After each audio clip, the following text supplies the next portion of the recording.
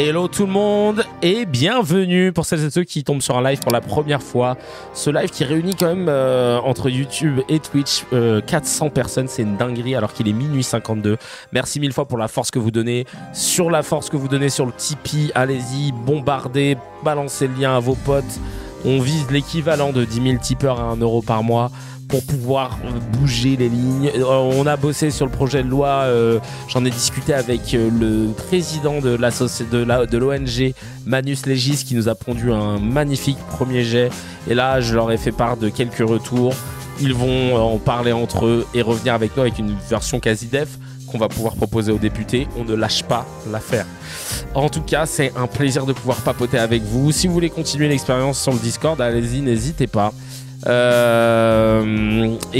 Vraiment voilà, il y a une communauté de dingue, on a trop de la chance et je suis trop content. Et là on va parler d'un sujet c'est le sondage IFOP, on pourrait dire IFLOP, qui a été publié mardi, titré État des lieux du rapport à l'islam et à l'islamisme des musulmans de France. Et ce sondage montre qu'il n'y a pas de grands remplacements, hein, déjà, comme on aimerait le dire, même si ce n'était pas le sujet. Mais on va voir un petit peu comment ils en ont parlé du côté de chez Apolline de Malherbe. Est-ce que ça a un petit peu...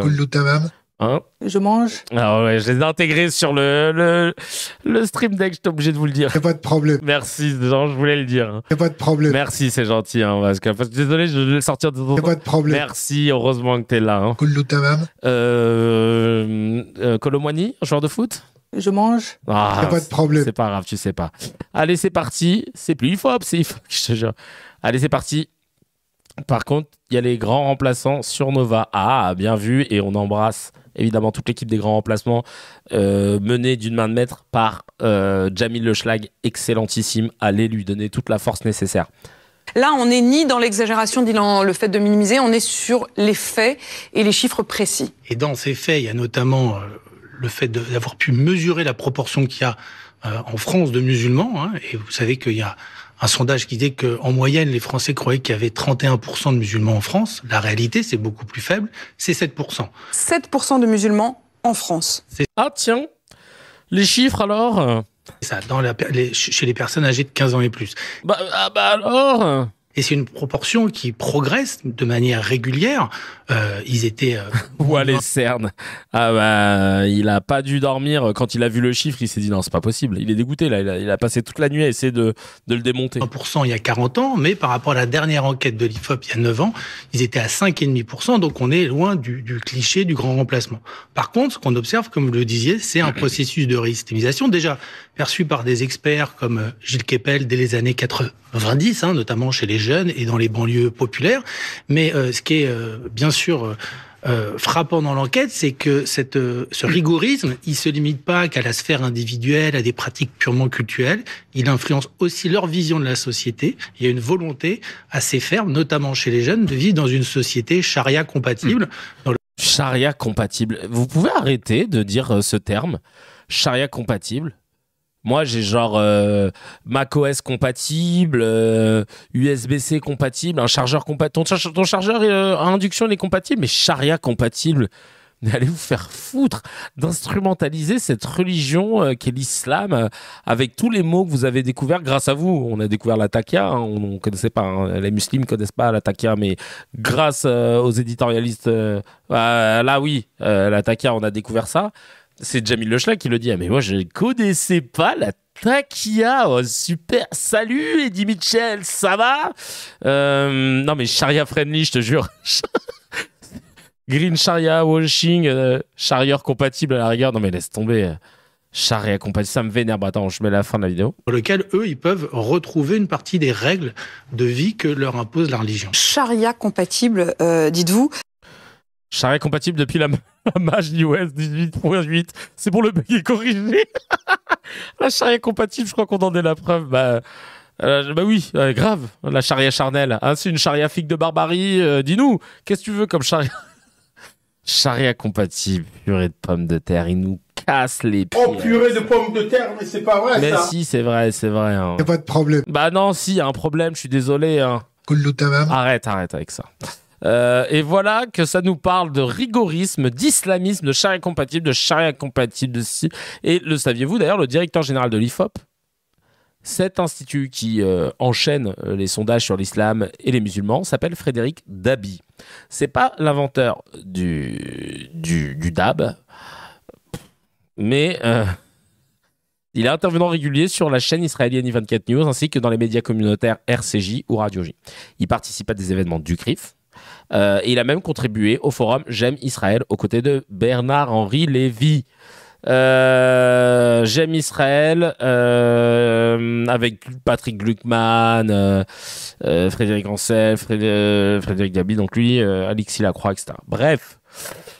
Et maintenant, on va parler, c'était pour vous dresser le personnage, hein, et maintenant, on va parler de la méthodologie de ce sondage, parce que vous allez voir que IFLOP a plus ou moins mal fait le boulot, on s'en doutait évidemment.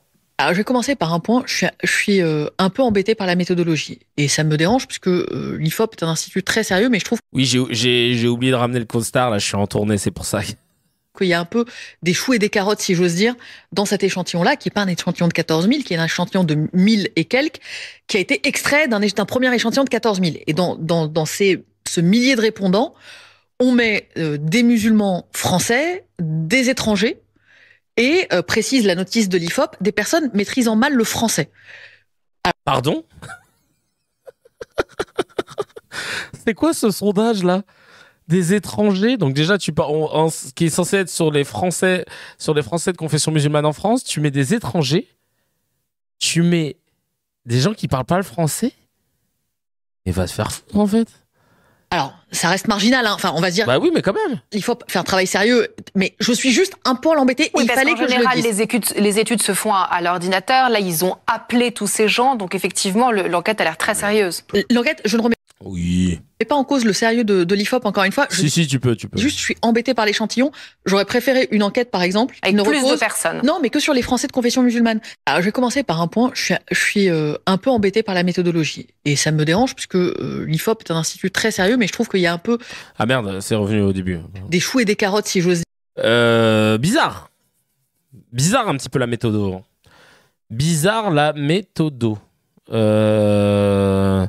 Et d'ailleurs, il y a quelqu'un en dessous qui dit elle sait qu'un chercheur expert et en sondage a déjà largement démontré que ces sondages sont bidons et que l'IFOP s'est rétracté en justice pour ne pas être obligé de fournir les détails de ces sondages islamophobes bidons. Ah, regardez ça, tiens. L'IFOP se désiste après sa plainte pour diffamation contre un chercheur spécialiste des sondages. Alexandre Désé a comparu devant le tribunal correctionnel de Paris vendredi pour des propos tenus dans Le Monde dans un article paru en 2020. Mais l'affaire ne sera pas jugée au fond. La justice statuera le 12 novembre sur le possible caractère abusif de la plainte. Il avait souligné les limites d'un sondage. Est-ce que souligner les limites d'un sondage est-il diffamatoire? La 17e chambre du tribunal correctionnel de Paris devait se pencher sur la question vendredi 4 octobre dans une affaire opposant l'Institut français d'opinion publique, l'IFOP, au chercheur Alexandre Désé pour des propos retranscrits dans un article du Monde. L'Institut de sondage s'étant désisté 48 heures avant l'audience, il n'y aura donc pas de jugement au fond. Tiens.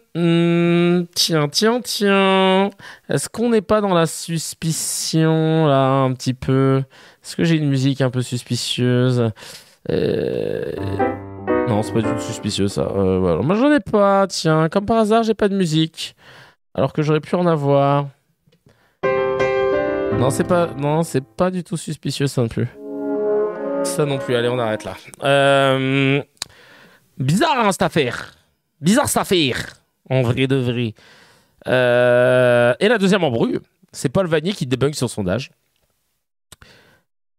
Il a été demandé par le CRIF, ce sondage. Ce serait ouf quand même. Pourquoi le CRIF aurait demandé ça? C'est quand même ouf. CRIF, c'est le conseil représentatif des institutions juives de France. Ben, ce serait ouf que le CRIF ait demandé. Vous avez la source de ça quand même? Sondage IFOP commandé par qui? Uslam. Commandé par qui parle derrière les chiffres? Tiens, Mediapart, 16h. C'est un sondage CRIFLOP. Non. Là, c'est sur le blog Mediapart que je suis en train de regarder. C'est le magazine Écran de veille, émanation de Global Watch Analysis, une structure dont la ponctuation éditoriale est quasiment exclusivement tournée vers la dénonciation des frères musulmans, du frérisme et de l'islamisme. Autrement dit, pas seulement un média préoccupé par l'islamisme, mais l'un des relais éditoriaux d'un dispositif qui depuis des années s'emploie à construire en Europe l'image d'un ennemi musulman tentaculaire. D'accord. Les titres des sections donnent le ton. Combien d'islamistes? Le halo de l'islamisme. Combien de fréristes? Le halo du frérisme. Je suis un peu embêté car ça devait être un sondage sur les Français, mais il y en a que 2 dans les sondages. Je te jure, c'est carrément ça. Oh, c'est une dinguerie en vrai de vrai. Alors, on écoute cette vidéo où Paul Vannier, député LFiste, recadre la députée macroniste Olga Givernet à propos du sondage IFOP. On va se délecter, comme vous le savez, de ce type de recadrage. Là, ça aurait pu être du miel. C'est pour vous. C'est tout de suite. Et j'essaye, moi, d'être rationnel. J'ai regardé cette enquête. Est-ce que vous l'avez fait dans le détail? Bien sûr, évidemment. Alors, est-ce que vous avez eu la petite note de bas de page en dessous, notamment ce panneau qui consiste à dire que les musulmans de France seraient aujourd'hui plus sensibles aux thèses islamistes? Il y a une petite note de bas de page dans ce sondage de l'IFOP qui dit que cette information est à prendre avec prudence, car elle renvoie à une autre étude qui date de 30 ans, faite sur un échantillon de 500 personnes. Madame Givernet, sur des termes d'ailleurs différents. Madame Givernet, je crois comme moi, vous savez qu'un sondage sur 500 personnes ne vaut rien. Vous savez que comparer 2 sondages à l'intervalle de 30 années sur des termes différents, je ne nie rien. Il y a une forme de radicalisation dans notre pays. Elle touche toutes les religions. D'ailleurs, c'est aussi, et vous ne l'avez pas dit, indiqué dans ce sondage. Et moi qui suis un laïc convaincu, je vais vous dire, moi je suis attaché à la loi laïque, je souhaite qu'elle soit appliquée dans l'ensemble du territoire national. Vous savez comme moi qu'elle n'est pas appliquée dans plusieurs départements, la loi de 1905, de notre pays. La France insoumise défend l'abrogation, par exemple, du Concordat. Est-ce que votre mouvement politique en fait de même, Madame Givernet? Écoutez, moi je pense que vraiment... Non, vous ne le faites pas, vous êtes donc... Laissez répondre. Alors, laissez répondre de la laïcité de la loi de 1905.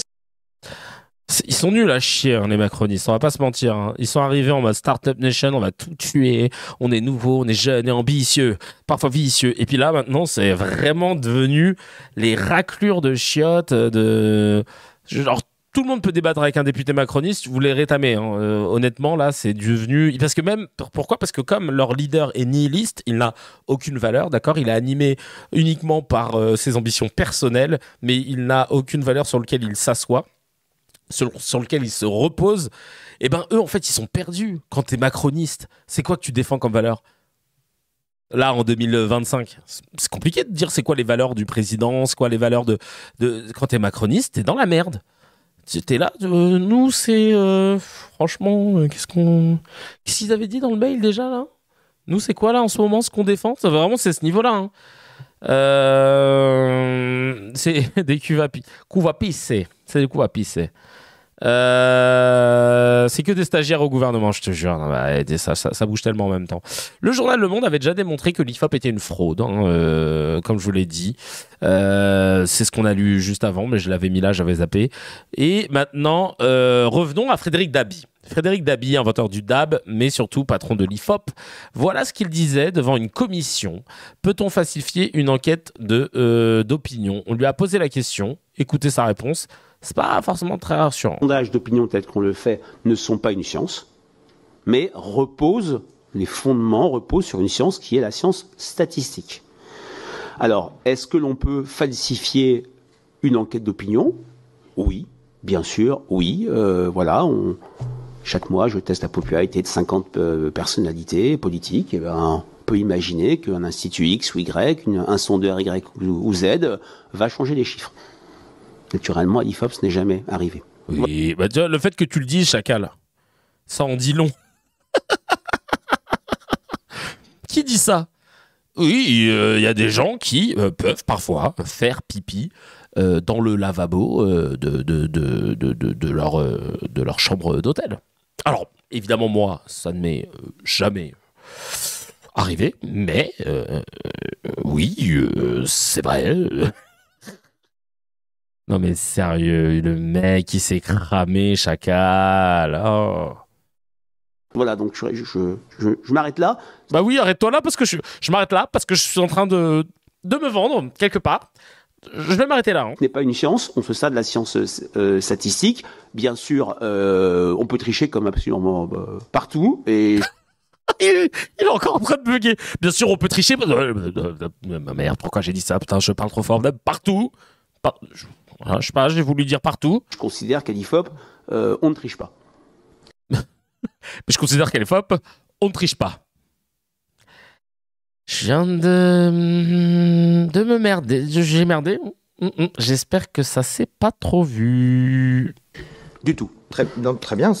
Du tout, voilà. Pour être sûr que mon mytho passe. La notion de falsifiabilité, c'est pas forcément tricher, mais c'est bien que vous disiez que c'est possible de tricher dans les sondages. Et Antoine Léaumont, député LFI qu'on entend à la fin, c'est bien que vous puissiez préciser qu'on peut tricher dans les sondages. Non mais n'importe quoi, les sondages c'est un outil de manipulation de masse les gars. J'avais fait un épisode sur les sondages d'ailleurs dans Rendez-vous, il est disponible sur ma chaîne YouTube, vous tapez RDV sondage, vous allez voir. Il a presque dit flop, la vie de ma mère, je te jure. Non mais c'est fatigant. Sur CNews, il se régale avec un sondage comme ça, vous imaginez bien. Parce que l'intérêt d'un sondage comme celui-ci, c'est que derrière, quand tu es une chaîne d'infos en France en 2025, c'est que ça t'évite de travailler. Là, tu as juste à commenter, faire venir des gens plus racistes les uns que les autres pour pouvoir sortir la petite phrase et commenter tranquillement. Et regardez comment Rachida Kaout est une élue de la mairie d'Ivry ne peut pas parler sur leur plateau. Elle ne peut pas en placer une et c'est la raison pour laquelle elle a décidé de faire ce qu'elle a fait. Rachida, vous n'avez pas la parole. Ce sondage ne vous intéresse pas, il ne veut rien, je ne vous donne pas la parole sur ce sujet. Vous m'entendez ou pas? Est-ce que vous m'entendez, Rachida? Je vous le dis. Eh ben, moi, je vous le dis, je ne vous donne pas la parole. Pourquoi il y a Tapiro Odoul, je sais plus comment elle s'appelle, elle jouait dans Django, hein. Mais Odoul, il prend un yébi à chaque fois qu'il vient. On est d'accord qu'il est tellement sur le plateau, il est chroniqueur à ce niveau-là. Pourquoi un mec qui a été condamné en première instance pour recel de détournement de fonds publics est invité systématiquement alors qu'il n'a aucun fond et qu'il fait que mentir?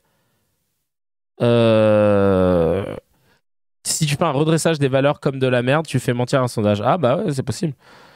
Le plateau de l'enfer. Rien que le bandeau, il donne la nausée. Sondage inquiétant sur les chaînes musulmanes. Et il parle trop mal.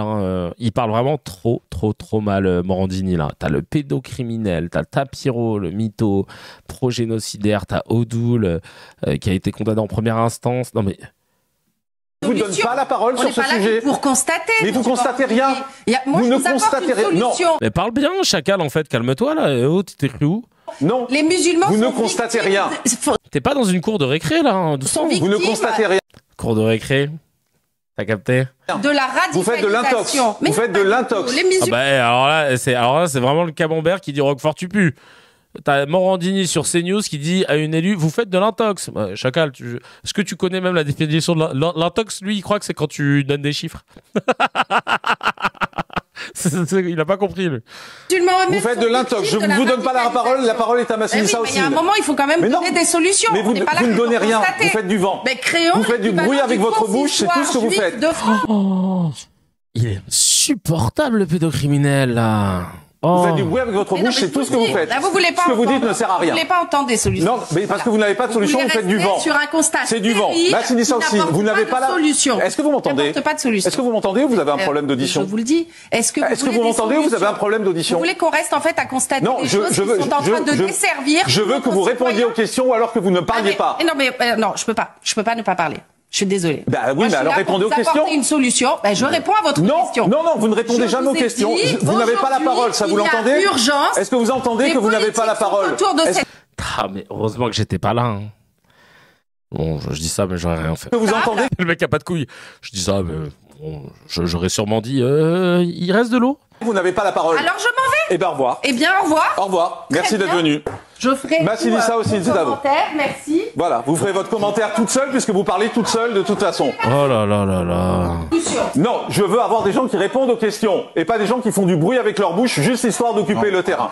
Toi, malheureusement, tu le fais trop de bruit toi aussi avec ta bouche et trop de mal aussi. Hein. Et les jeunes hommes que tu as pu rencontrer ne diront pas le contraire. Alors, merci, au revoir. Massinissa aussi. Alors pour le coup, je voudrais apporter un petit peu d'apaisement dans ce débat, encore une fois, mais on voit bien qu'il y a quand même une volonté Il y a un problème de stigmatisation avec la religion musulmane. Veut stigmatiser les non, musulmans. c'est pas l'IFOP, c'est regardez, vous avez le départ d'une collègue ici. Si vous voulez aussi un deuxième départ, on va pas s'en sortir. À un moment donné, il faut écouter un petit peu les gens. C'est vous qui dites ça. Non mais attendez, mais là ce matin vous allez tous très mal. Excusez-moi. Il faut arrêter de stigmatiser la religion musulmane. Maintenant vous dites. Mais qui stigmatise? Non mais il y a une forme de stigmatisation. Il est là le problème. Mais Putain. Oh là là là là là là là. Vraiment, hein, vivement la loi CKR là pour. Elle a rien à voir, enfin si indirectement, mais il y a des gens qu'on ne veut plus voir. On veut voir du vrai journalisme. Moi, ça me dérange pas que tu sois un journaliste de droite à partir du moment où à chaque fois que tu ouvres ta bouche, c'est pour être factuel, c'est pour me donner des faits, c'est pour être objectif par rapport aux faits. Et après, il y aura une partie d'interprétation des faits dont tu vas parler qui va nous laisser sous-entendre ton orientation. Mais là, Cuva PIS et Cuva mineur, là, non mais Cuva corruption de mineur, là, j'en peux plus, là. Non, franchement, c'est dingue.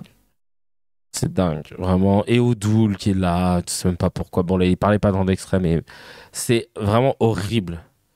Vraiment, il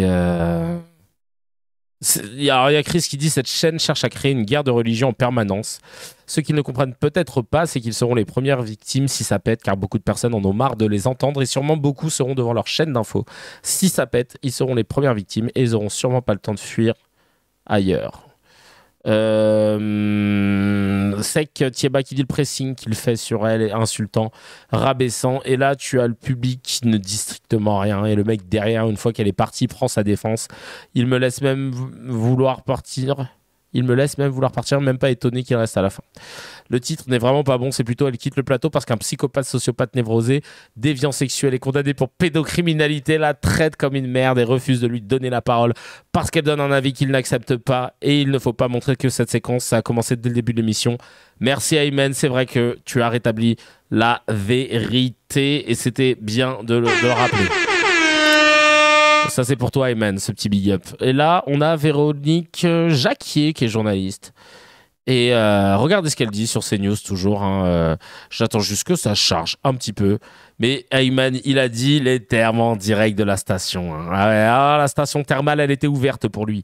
Ce que je retiens, c'est... Hop, on écoute cette dame, Véronique Jacquier. Qu'est-ce qu'elle a dit comme bêtise encore? Ce que je retiens, c'est qu'on peut faire un parallèle, mais qui reste quand même limité, effectivement, entre la jeunesse catholique et la jeunesse musulmane.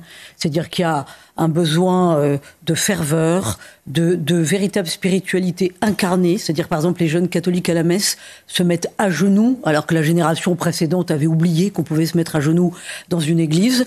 Mais le parallèle s'arrête là parce que les catholiques, évidemment, s'inscrivent dans l'histoire de la France, alors que les jeunes musulmans, ce que je trouve inquiétant, c'est l'application de la charia pour bon nombre d'entre eux. Ça veut dire qu'ils s'inscrivent dans l'hostilité de la société qui les accueille et dont ils font normalement partie, parce que c'est complètement antagoniste. Hein. On ne peut pas appliquer la charia et vivre comme un Français en France. Ce n'est pas possible. Un truc de ouf. Ce que je retiens, c'est qu'on peut faire un parallèle, mais qui reste quand même limité, effectivement, entre la jeunesse catholique et la jeunesse musulmane. C'est-à-dire qu'il y a un besoin de ferveur, de véritable spiritualité incarnée. C'est-à-dire, par exemple, les jeunes... Je réécoute pour bien... s'inscrivent dans l'histoire... Pour bien insulter. ...de la France, alors que les jeunes musulmans, ce que je trouve inquiétant, c'est l'application de la charia pour bon nombre d'entre eux. Ça veut dire qu'ils s'inscrivent... Pour bon nombre. ...dans l'hostilité de la société qui les accueille. Dans l'hostilité de la société qui les accueille. Oui, parce qu'ils les Français musulmans sont pas français. Hein. Ils ont été accueillis par la France. Là. Et dont ils font normalement partie, parce que c'est complètement antagoniste. Hein. On peut pas appliquer la charia et vivre comme un Français en France. Ce n'est pas possible. Il y a un moment, il va falloir que je mette des miaou directement pour pouvoir lâcher des grosses insultes. Là. Parce que franchement... Vous vous rendez pas compte à quel point les musulmans en France ils sont gentils. Hein. Alors oui, il y a des détraqués qui font des attentats, graves attentats et tout, il n'y a pas de souci, il n'y a pas de problème. Mais majoritairement, si la proportion de musulmans qu'ils décrivent était totalement fucked up, mais le pays sera à feu à sang, chacal. avec le pressing offensif que vous faites dans les médias sur la communauté musulmane depuis les attentats du 11 septembre, en vrai, hein, mais ça s'est accentué évidemment avec après Sarko, tout ça, quand on a commencé à tomber sur les premiers attentats, mais vraiment, si les musulmans étaient des oufs qui appliquent la charia, machin, le pays, il serait à feu et à sang. Ce n'est même pas une volonté de 1% de la population, en vrai de vrai. Vraiment, vous vous rendez pas compte. Vous êtes là à tout interpréter sous le prisme de la religion, alors que même les musulmans ne le font pas. Franchement, c'est...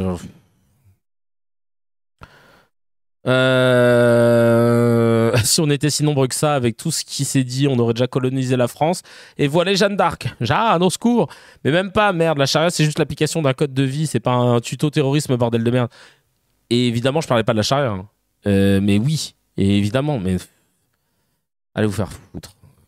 Elle a dit, en appliquant la charia, le jeune musulman s'inscrit dans l'hostilité de la société qui les accueille. Non mais... Parce qu'ils viennent où, me dit le showrunner, de musulmanie? Non mais tellement... Et si tu comptes les athées et les sans religion, tu as plus de 65% des personnes qui s'en fichent de la religion. Mais c'est ça la vérité. Entre musulmans, nous dit Akram, on parle pas autant d'islam qu'eux à la télé.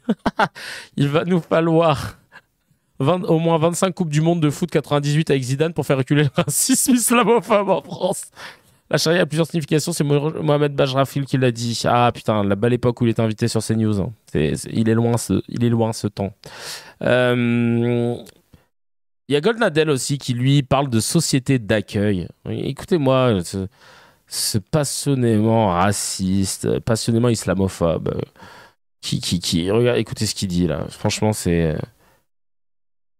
Ils ont que ça à foutre quand même d'être payés grassement pour dénigrer une population, les mecs. J'ai écouté ce matin une interview de Johan Chapoutot, historien spécialisé dans le nazisme, ultra basé de ouf. Et il décrivait encore une fois les mécanismes qui ont fait que les nazis ont pu prendre le pouvoir.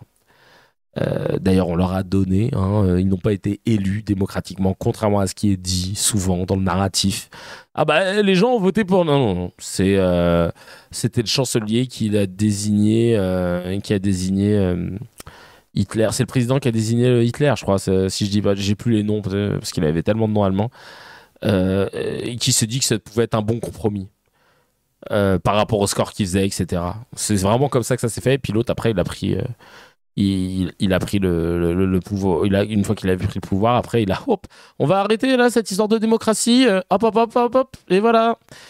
Et en fait, tout ce qu'il explique, comment les médias, comment les ultra riches ont favorisé l'accession au pouvoir et du nazisme. Von Papen, voilà, chercher. Voilà, c'est Von Papen, exactement. Merci beaucoup, Nafta. Et tu vois que c'est le même mécanisme avec Bolloré, qu'avec ce terrain, etc. C'est la même merde. Ils ont utilisé les mêmes méthodes. La presse à disposition d'une idéologie, stigmatiser le juif, créer l'islam, le judéo-bolchevisme, parler de bolchevisme comme si c'était du wokisme, nourrir le fantasme, avoir des théories complotisme, et les juifs ennemis de l'intérieur qui gangrènent la société. C'est l'entrisme, les frères musulmans, c'est la même chose. Ils ont utilisé littéralement les mêmes arguments, les mêmes armes idéologiques, les mêmes clichés qu'ils font actuellement avec les musulmans. C'est ultra chaud de se dire que vous ne voyez pas et vous n'acceptez pas cette vérité, alors que plutôt Hitler que le Front populaire, c'est toujours d'actualité. Non mais bien sûr, comment ils ont instrumentalisé le mot socialisme pour justement brouiller les pistes et discréditer une partie des vrais socialistes, parce que les gens disent, notamment Zemmour, ah bah national-socialisme, il y avait socialisme, donc ça vous prouve bien que le socialisme, non mais des gens qui sont censés avoir fait des études qui te sortent des dingueries comme ça, c'est dingue. Il y a plusieurs choses qui expliquent l'engouement de la jeunesse musulmane pour justement la religion. Le nombre d'abord. Ils sont plus nombreux, ils se sentent plus nombreux. Et d'autre part... Donc ça c'est identitaire. Oui. Mais pas religieux. Oui, mais ma remarque est essentiellement identitaire du côté du religieux. le spirituel, l'identitaire. Il se trouve que la société d'accueil, ils la sentent, à mon avis, à juste titre, comme peu sûre d'elle-même, comme peu sûre de ses valeurs, et qu'à l'intérieur même de cette société, il y a une minorité agissante qui est assez nombreuse aussi, qui regarde justement l'immigration musulmane avec une grande faveur. Il y avait un article remarquable samedi dans le Figaro qui parlait de l'immigration afghane. Il y a 100 000 Afghans en France, 100 000. 90% des Afghans, source au pif, de France se déclarent favorables à la charia. Je ne dis pas du tout que quand vous êtes favorable à la charia, vous êtes forcément terroriste. Mais enfin, je veux dire que ça n'incline pas non plus à la plus grande des modérations. Mais il y a combien de pourcentage de feux qui veulent appliquer les lois de la Torah ou du Talmud? Enfin, dans toutes les religions, tu as des gens qui sont favorables à appliquer la loi de leur religion. C'est un credo de vie, en somme. Idem pour les cathos. Enfin, je veux dire, comme cette phrase à De Villiers que Tariq Ramadan lui avait dit, vous mettez Chirac ou au-dessus de Jésus ou Jésus au-dessus de Chirac? Et en fait, c'est dingue quand même. C'est vraiment dingue de vouloir parler uniquement des musulmans qui suivent leur religion comme des fanatiques qui suivent la charia. Vous parlez jamais de mots pour parler quand ça concerne les autres religions, tu vois. Il n'y a pas un mot pour désigner les lois à respecter dans leurs croyances. Là, c'est la charia.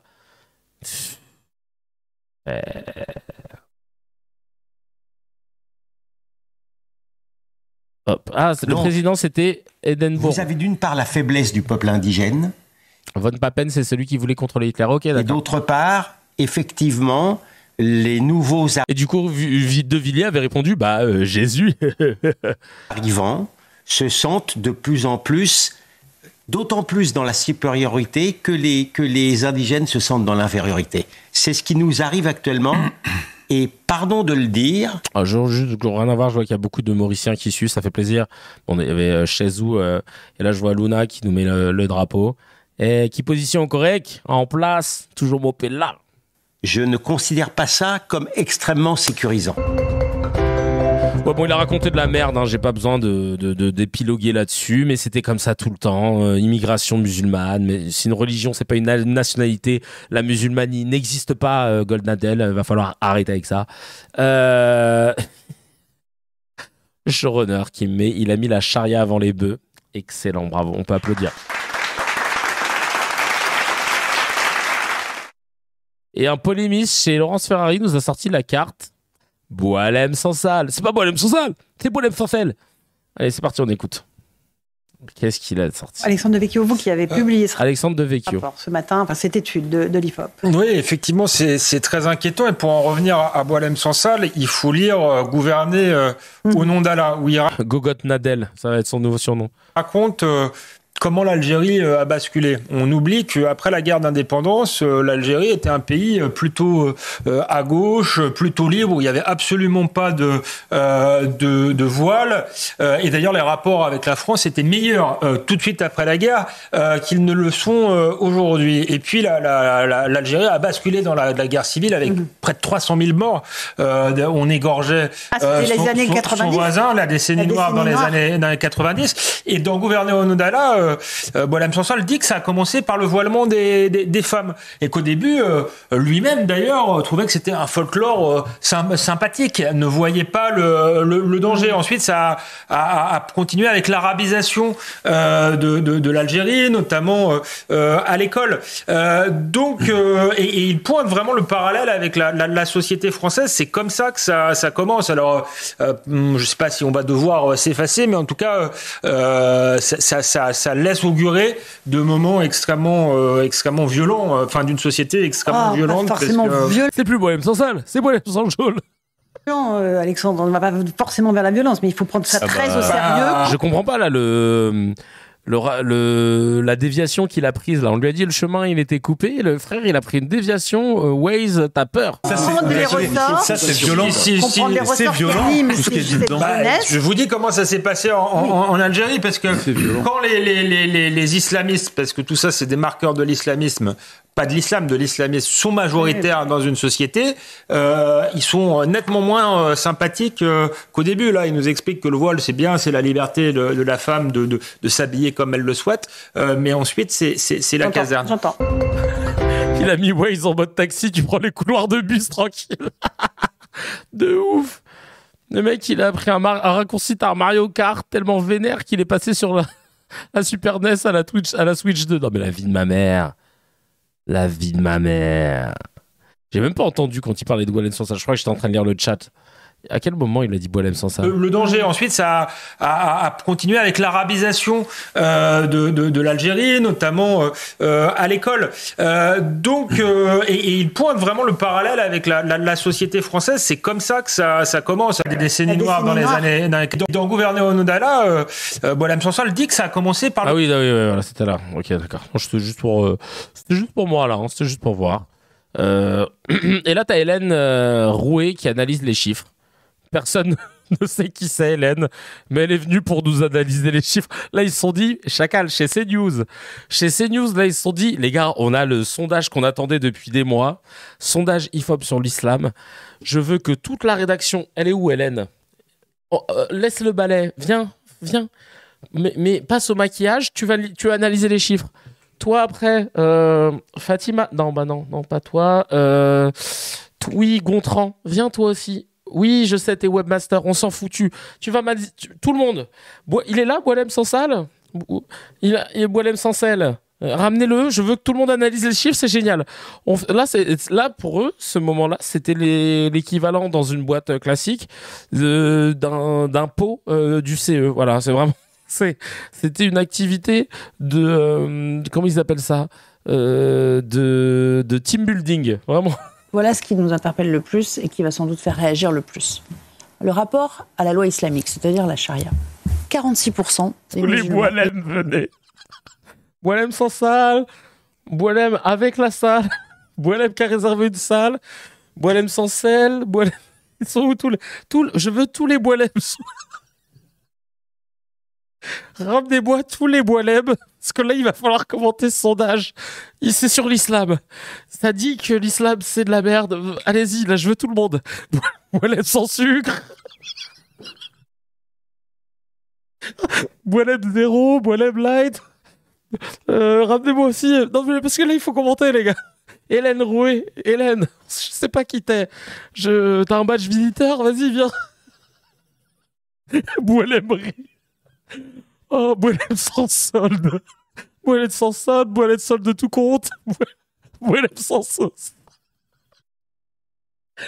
Les nouvelles Martine des fachos. Oh putain. Allez, vas-y, Hélène, je sais pas qui t'es. Allez, vas-y, dis-nous. Qu'est-ce que tu veux nous dire ? Estiment que la charia doit être appliquée dans les pays où ils vivent. Et là, on n'est pas sur jeunes, pas jeunes, 46% des musulmans de France estiment que la charia doit être appliquée dans les pays où ils vivent. Sous-entendu, c'est la loi qui s'applique et non celle de la République. Réaction Hélène Rouet. Oui, et pour aller plus loin sur ce chiffre, c'est 50... Réaction Hélène Rouet. Même elle, je sais, quand elle a lu le prompteur, elle a vu. Réaction Hélène Rouet. C'est qui Hélène Rouet, en fait ? Je sais pas qui c'est. 39% des jeunes musulmans qui veulent l'application de la charia. Effectivement, ce qui est très intéressant dans ce sondage, c'est la tentation vraiment rigoriste de la jeunesse aujourd'hui. Et moi, je pense que le chiffre qui m'a le plus marqué, j'allais dire sidéré, mais en fait, pas tant que ça. En réalité, je ne suis pas si surprise de ces chiffres, mais je trouve qu'il reste quand même un chiffre sidérant. Donc, sur tous les Français musulmans, ils sont 52% à avoir une opinion hostile du djihadisme. Ce qui est très important, c'est quand on inverse le chiffre. Ça veut dire que 48% n'ont pas une opinion hostile du djihadisme aujourd'hui en France. Oh, tu lis trop bien les chiffres, Hélène Rouet. Vraiment, là, j'ai lu le prompteur. Hein. Et c'est tous les musulmans, c'est pas une question d'âge ou pas. Effectivement, alors sur ces 48% qui n'ont pas une opinion hostile du djihadisme, 24% sont indifférents, 13% disent ne pas connaître ce que c'est le djihadisme, et il y en a 8% qui se prononcent pas. Voilà. Moi, ce chiffre-là me laisse sans voix. Ça te laisse sans voix, d'accord, Hélène. Merci beaucoup, mais tu es qui, Hélène? Juste que tu nous dises. Alors Hélène, je me suis renseigné rapidement, c'est une journaliste politique selon sa bio sur X, formée à Henri IV et à l'EDEC. Elle a débuté sa carrière à Valeurs Actuelles, journal d'extrême droite, et elle intervient à la télévision sur CNews et la radio Europe 1, média d'extrême droite. Donc autant te dire qu'on s'en battait les steaks d'avoir l'avis d'Hélène Rouet. On sait pas qui c'est, la go, elle est venue. Au fait, je vais vous donner mon avis, moi. Mais oui, mais t'es qui, toi? Mais c'est peu importe. Tant qu'elle dit un truc sur l'islam, nous, ça nous va. Qu'est-ce que tu nous fais chier, là? Il s'est pris pour l'Arcom, l'autre, là, à vouloir qu'il y ait de la pertinence sur les propos. Non, mais j'allulu, quoi, en fait. Oh, putain de pommes de terre. Oh, purée de pommes de terre, mais c'est pas vrai, ça. Et évidemment, on a eu l'édito de Pascal Praud avec la musique. J'espère qu'il va faire moins long qu'hier, parce qu'hier, il nous a cassé les Bouélène sans ça. Bouélène sans filtre. Oh putain, vous m'avez buté. J'ai tellement rigolé sur le son, je crois que ça va être le réel. Hein. Bonjour à tous et bienvenue à l'heure des pros ce matin sur Europe 1 jusqu'à 10h et sur CNews jusqu'à 9h30. Selon un sondage IFOP réalisé du 8 août au 2 septembre... Ça y est, la musique, elle commence là. Elle commence, c'est parti là. Ah, c'est popcorn, c'est pour vous, c'est cadeau. Sur un échantillon de 1005 personnes de religion musulmane, on apprend que 45% des hommes de moins de 35 ans et 57% des femmes du même âge refusent ou refuseraient de serrer la main, de fréquenter une piscine ou de se faire soigner par une personne de l'autre sexe. Un jeune musulman de moins de 25 ans sur deux, 47% précisément, ne souhaite pas faire la bise à un homme si c'est une femme, à une femme si c'est un homme. Je connais plein de gens qui veulent pas, c'est juste qu'ils sont pas tactiles. Mais bon. François Cros, directeur du pôle politique de l'IFOP, parle d'une réislamisation de cette jeunesse, structurée autour de normes religieuses rigoristes et tentée par un projet politique islamiste. On parle de charia. Ce sondage il sort tous les mots là. Confirme ce que chacun observe quand il se balade dans une rue de Lyon, d'Annecy, de Nantes ou de Marseille. Une jeune femme de religion musulmane sur deux, âgée de moins de 25 ans, porte le voile aujourd'hui en France. Ah bon? Ils disent ça aussi dans le sondage hip-hop? Super! C'est 3 fois plus qu'en 2003. 57% des 15-24 ans interrogés pensent que les lois de la République passent après les lois de l'islam.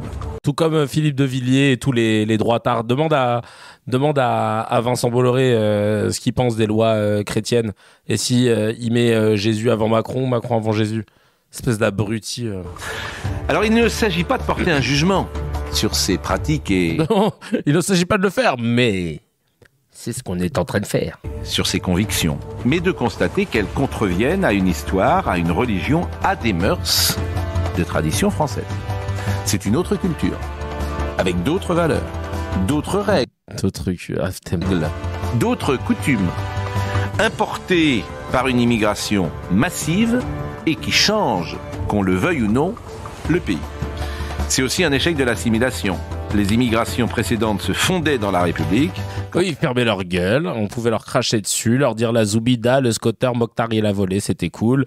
Tant que Fatima et Khadija, elles avaient le voile, mais elles nettoyaient les bureaux de la boîte à 5h du sbah avant qu'on arrive, c'était nickel. Celle-ci, venue du Maghreb ou de l'Afrique, semble en rupture avec notre modèle. Une contre-société est née, une société communautaire apparaît. Quel avenir pour une France fracturée, devenue multiculturelle? Voici une question à laquelle il est bien difficile de répondre aujourd'hui. Ah bah, t'as déjà la réponse en fait, arrête de mytho. Tu t'as déjà donné ta réponse. Donc 7% change le pays. Ouais, parce qu'on parle de 7% de musulmans en France. Hein. Et on a l'impression que c'est une invasion, t'as peur.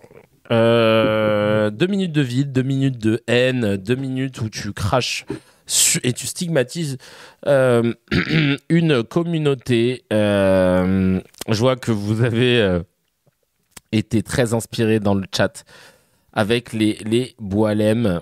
Et là, il y a Madame Zemmour aussi qui essaie de faire croire n'importe quoi, évidemment. Sarah qu'a faux, là. C'est vraiment, elle a tout faux, comme d'hab. Mais elle est sur CNews, elle est à la maison, donc ça va. Hein. Vous savez qu'à CNews, c'est l'équivalent de BHL sur le service public et partout d'ailleurs. Elle a les clés de CNews. Malheureusement, oui. Une victoire des plus radicaux sur les moins radicaux. J'aurais envie de vous dire que quand je vois ce sondage que j'ai découvert comme vous ce matin, la première tentation, c'est de dire on vous l'avait bien dit.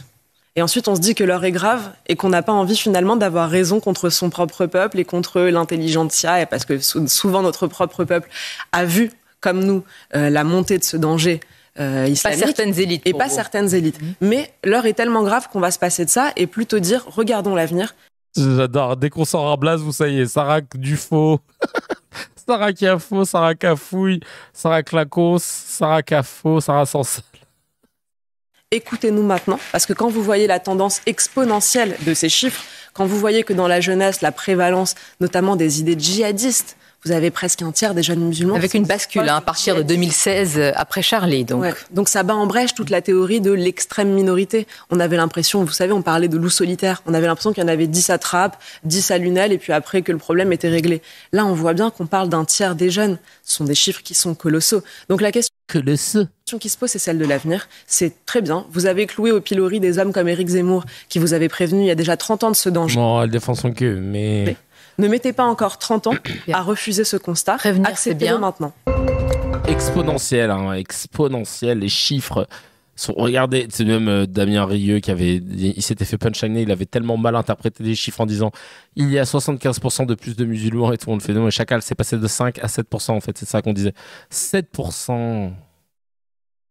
Mais eux, ce qui leur font chier, c'est que dans les 7%, il y en aurait 1 ou 2 ou 3% qui auraient mal répondu aux questions en fait.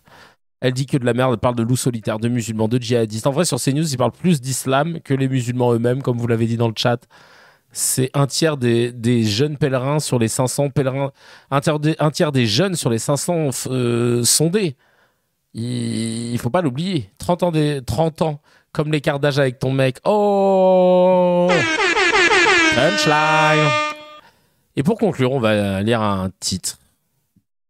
Un titre de Oncle Zouer qui dit les termes sur X. Et voici ce qu'il dit. Je vais mettre un petit fond sonore pour accompagner. C'est parti, on l'écoute. Non, un truc un peu plus... Ce qui se passe avec ce fameux sondage sur l'islam et l'islamisme des musulmans de France est la démonstration parfaite de la manière dont les médias et les politiques transforment une donnée floue en menace nationale. Le rapport IFOP, déjà traversé par un vocabulaire chargé, réislamisation, halo de l'islamisme, absolutisme religieux, sert de point de départ à un récit anxiogène où à chaque chiffre devient preuve d'un danger. Les chaînes d'infos amplifient, les éditorialistes dramatisent, les extrêmes droites récupère, Zemmour parle de conquête, Chenu exige définir l'ennemi, Knafo oppose islam et république, peu importe la nuance, la méthodologie ou le sens réel des questions, tout est aspiré par une machine qui fabrique un problème musulman prêt à l'emploi. Le langage n'accompagne pas les faits, il les produit.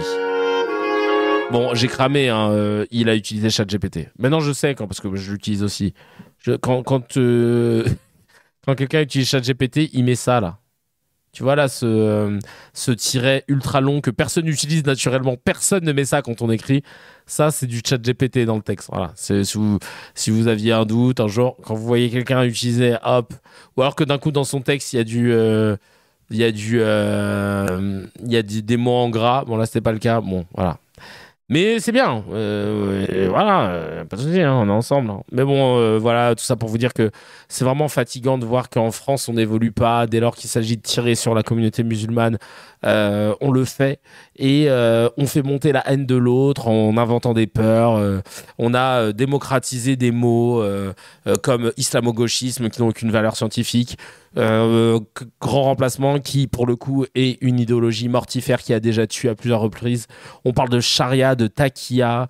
On veut tout de suite parler d'abaya et pas de robe, de camis et pas de chemise. On veut toujours utiliser des mots pour faire peur.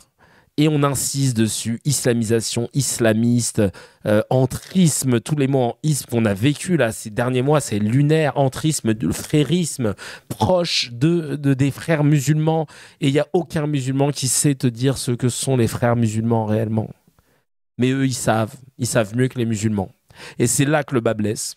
C'est qu'en fait, ils parlent pour nous, ils parlent à notre place. Ils dictent une opinion.